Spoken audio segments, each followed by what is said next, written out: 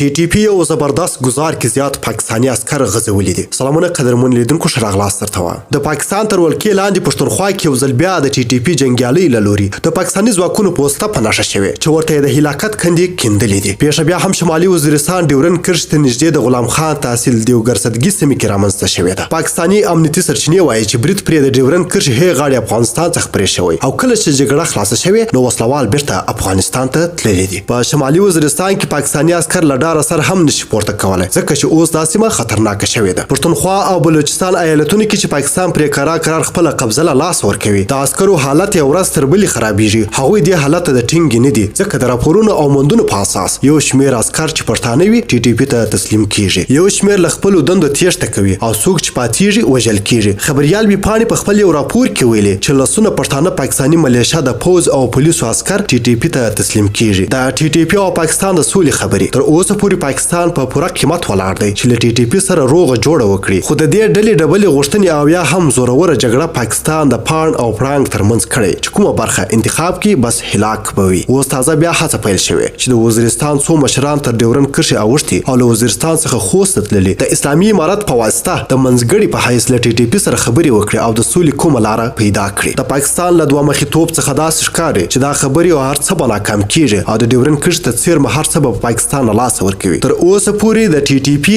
او بي ال اي له لوري بریدونه شوي، خو باید نور هم زیات شي. ډېر مننه چې ویډیو مو سره تر پایه وکتل. تر بیا او بلې ویډیو د الله په امان.